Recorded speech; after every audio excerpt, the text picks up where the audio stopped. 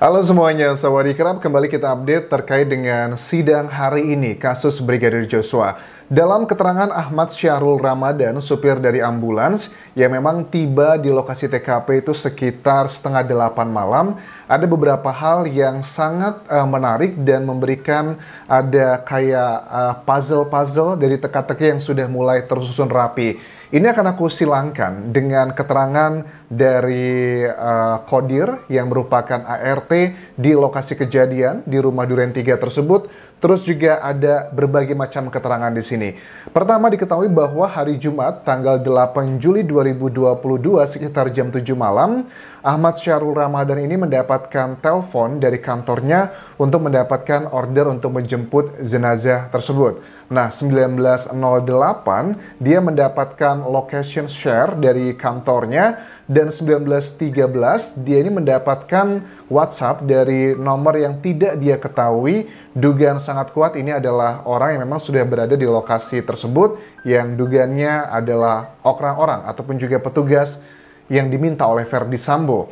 19.13 dapat WA minta share live location dan langsung direspon saat itu juga. Kemudian jalan dari Tegal Parang, rumah tinggalnya Ahmad Syahrul ini, ke lokasi dan sampai di Silom Duren 3 dan dihampiri oleh seseorang yang mengatakan dia yang memesan ambulan tersebut menggunakan motor. Kemudian dibawalah ke dalam kompleks rumah dinas Duren 3 tersebut. Ada anggota provos yang sudah berjaga di sana dan diajak masuk ke sana dan diberikan pesan jangan hidupkan sirine pada saat di lokasi gapura. Ini adalah jam setengah 8 malam, let's say anggap aja sekitar ya menjelang jam 8 malam teman-teman ya. Ini kalau aku lihat dari CCTV terakhir, Brigadir Joshua diketahui masih hidup jam 5 lebih 10-an, 12 waktu Indonesia Barat, menuju ke jam 8 malam ini, ya anggap aja jam 5 ya, 6, 7, 8. Hanya sekitar 2 jaman saja, itu sudah terlihat ada banyak orang dan mereka ini bukan warga sipil biasa, tetapi adalah anggota kepolisian, oknum-oknum tersebut. Ini tidak hanya asumsiku pribadi, karena keterangan dari supir ambulan ini juga pun pada saat tiba di sana kaget masuk ke rumah, karena di rumah TKP tersebut sudah ramai, ada banyak polisi dan juga ada banyak kamera. Saya nunggu di belakang kaca dekat kolam.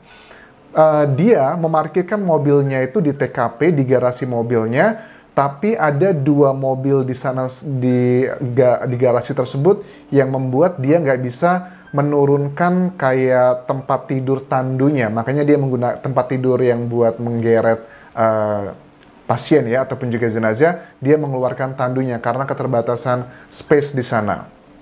Dari sini, ini adalah sebuah indikasi yang sangat kuat bahwa sudah banyak orang di sana, teman-teman. Apalagi kalau kita simak keterangan dari Daden ya. Daden kan mengatakan pada saat dia masuk ke lokasi rumah TKP, kan dia mengatakan begini Daden, bahwa saya itu mendengar suara tembakan dari dalam rumah Verdi Sambo di Duren 3 tersebut. Dia tiba-tiba masuk ke sana dan pada saat mau masuk dia berpapasan dengan Verdi Sambo. Kemudian dia nodong Verdi Sambo, refleks. Kemudian Verdi Sambo angkat tangan, kemudian mau menyingkut Daden dengan mengatakan kalian tidak bisa jaga ibu. Itu adalah kata-katanya. Itu kan sekitar jam setengah 6 sore. Terus Daden juga mengatakan bahwa di saat itu Verdi Sambo keluar untuk mencari ambulan. Ini ambulannya baru datang adalah di menuju jam 8 malam. Tetapi di situ dikatakan sudah ada ambulan. Apakah ambulannya lebih dari 1? Karena jaraknya cukup jauh, 1 jaman lebih itu. Oke, please, kalian boleh tuliskan kalau bagian pertama ini apa possibility yang masuk akal. Kenapa Verdi Sambo sudah merujuk ke sana. Kemudian juga pada saat dia melewati, ada kata-kata dari supir ambulan ini, saya lewati garis polis line dan melihat jenazah. Melewati garis polis line, ini adalah lokasinya di dalam rumahnya Verdi Sambo, dan melihat jenazah. Dan dia juga melihat banyak kamera. Nah, kamera ini menurut aku adalah berusaha untuk meyakinkan nanti, ini kan di hari Jumat, Kita baru dapat beritanya dari media massa itu kan di hari Senin ya teman-teman. Artinya kan sudah banyak kamera, karena memang pada saat olah TKP itu salah satu bagian adalah dengan dokumentasi, memfoto-foto semuanya.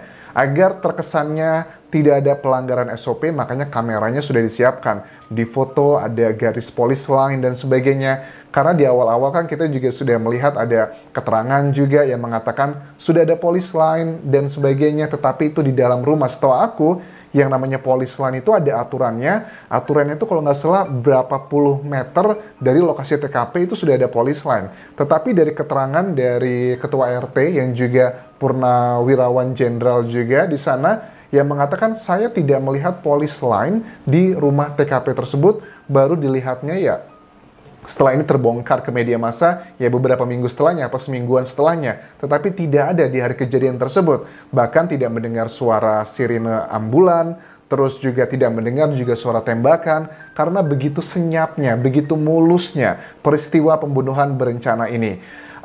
Pada saat supir ambulan ini melewati garis polis line itu dan melihat jenazah, dia melihat Brigadir Joshua sudah berlumuran darah dan dia diminta untuk mengecek nadinya dan dikatakan, sudah pasti meninggal belum gitu. Intinya seperti itu dan confirm bahwa sudah tidak ada detak nadinya. Ini mungkin mereka memastikan ya ada beberapa, menurut aku tidak semuanya memang harus kita akui dalam obstruction of justice atau perintangan penyidikan ini yang semuanya tahu rencana Verdi Sambo. Ada bagian-bagian yang memang lagi apes saja, kita harus juga possibility ke arah sana.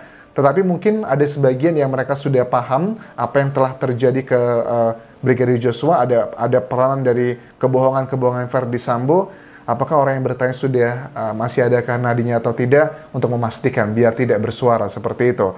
Kejanggalan berikutnya adalah tergeletak di situ, saya cek nadinya, dia sudah lepas bajunya, kata hakim bertanya, karena ditunjukkan juga foto dalam persidangan itu. Dia mengatakan bahwa pada saat dia melihat di jam 8 tersebut kurang lebih, itu Brigadir Joshua jenazahnya masih ada bajunya. Tetapi di foto tersebut kan ada foto-foto, ada gambarannya adalah ada tulisan, ada proses identifikasi gitu. Itu kan di TKP, di lokasi kejadian, dan itu tidak ada bajunya. Aku nggak melihat secara detail karena di blur ya. Tapi perutnya kelihatan, tetapi kan bagian atasnya juga kayak topless gitu kan ya. Tetapi ini dikatakan dari Ahmad Syarul Ramadan bahwa pada saat itu seharusnya dia melihat masih ada bajunya. Nah ini juga menjadi pertanyaan. Bajunya kemana ya, baju Brigadir Joshua ini? Karena bisa saja itu menjadi petunjuk sangat kuat. Ada DNA, ada jenis lubang dan sebagainya. Lubangnya maksudnya adalah tembakan. Karena kita ketahui juga ada 3 jenis senjata yang bersarang ke tubuh Brigadir Joshua. Peluru maksudku. Apakah ada senjata, pistol, yang bisa 3 jenis dalam satu pistol? Apakah ada seperti itu? Ini juga menjadi keyakinan dari kuasa hukum Brigadir Joshua bahwa penembaknya itu ada 3 orang. PC, dugaan sangat kuat adalah mengarah ke sana, tetapi PC di persidangan pada saat dikonfrontir dengan saksi Kamarudin Simanjuntak mengatakan, saya kaget. Kok saya disebut sebagai penembak ketiga? Karena pada saat kejadian, saya sedang berada di kamar, sedang istirahat. Ya, kita lihat nanti pembuktiannya. Kita butuhkan adalah alat bukti dari balistik ya, terus juga dari ya balistik paling tidak untuk mengecek sama otopsi, itu menjadi salah satu bagian penunjangnya. Kemudian dia sudah lepas bajunya belum, masih pakai baju putih itu, posisinya terlentang tapi pakai baju. Dan wajahnya ditutupi pakai masker warna hitam. Dari foto-foto yang beredar, aku sangat yakin banget ini adalah momen-momen krusial dari pembuktian. Karena 48 jam pertama setelah pembunuhan itu kan adalah jam-jam yang sangat penuh dengan manipulasi oleh timnya Verdi Sambo. Baik itu mereka yang memang sudah tahu cerita sebenarnya, atau baik dari mereka yang hanya menjalankan perintah saja. Tetapi intinya adalah Verdi Sambo sudah meng-create sedemikian rupa untuk menghilangkan alat-alat bukti tersebut. Terus saat si supir ini memegang nadi di sebelah kiri, dia juga mengatakan melewati genangan darah tersebut. tersebut dan dia dibantu sama sejumlah petugas di sana untuk mengangkat jenazah Brigadir Joshua, dan dia mengangkat bagian kepala dan memang ada banyak kayak cucuran darah seperti itu, tetapi dia tidak bisa memastikan apakah cucuran darah tersebut karena genangan yang ada di situ ataukah dari bagian kepala. Kalau menurut aku sih dari hasil otopsi yang sudah kita ketahui di media massa, di mana ada bagian kepala juga Brigadir Joshua yang retak ya, dan juga ya seperti itu kondisinya, ya itu adalah bagian dari situ juga ya, dari darah tersebut dicampur dengan anggota tubuh yang lain. Pada saat dia mengambil kantong jenazah di mobil, dia meminta izin dan selalu diikuti petugas. Tidak hanya di lokasi TKP yang diikuti petugas untuk mengamankan semuanya, itu yakin aku pasti perintah Verdi Sambo, karena itu adalah faktor yang sangat fundamental sekali. Bahkan pada saat dia sudah sampai di rumah sakit pun, supir ini tidak boleh meninggalkan rumah sakit sampai subuh ya, dan ada selalu dijaga oleh petugas juga di sana.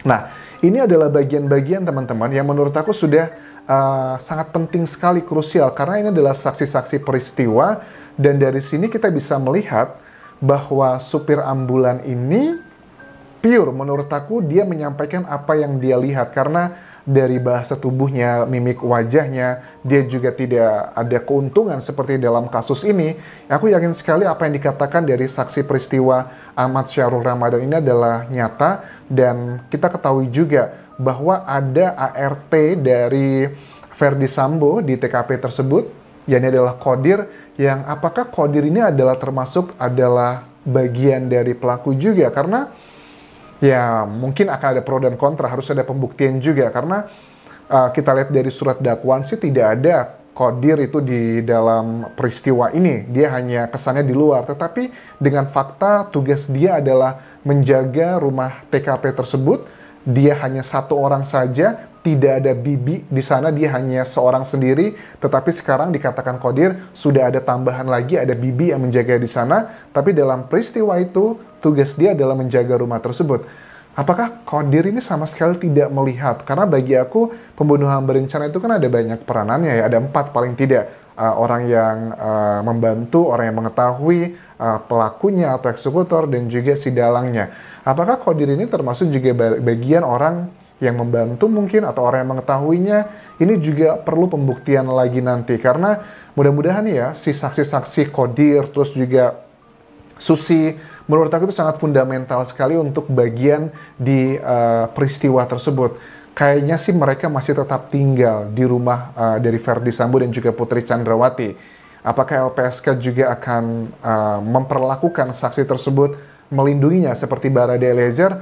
Mudah-mudahan seperti itu, agar kita bisa membongkar motif sebenarnya ini apa. Karena dengan mereka-mereka ini warga sipil bisa membongkar motif sebenarnya yang sampai sekarang itu masih abu-abu banget. Kita belum tahu apa yang sebenarnya menjadi penyebab PC dan juga FS tega membunuh Brigadir Joshua. Jangan sampai ya sudah terputuskan nanti hukumannya, misalkan mereka mendapatkan hukuman seumur hidup atau mati gitu misalkan ya kedua terdakwa tersebut, tetapi tidak terbongkar motifnya apa. Ini kan menjadi kayak presiden yang nggak make sense gitu kan ya, karena yang kita cari tahu ini adalah kebenarannya. Terlepas kebenaran nanti akan menyakiti pihak A, B, C, dan D, itu adalah another story, tetapi kita bahas adalah mengenai kebenaran ini. So itu dulu yang bisa aku update untuk video kali ini. Terima kasih sudah menonton, sampai ketemu lagi di video berikutnya. Tinggalkan like dan juga komen, serta follow Instagram dan Facebook pageku di Anjasa Semara. Kabun kerap semuanya, bye-bye.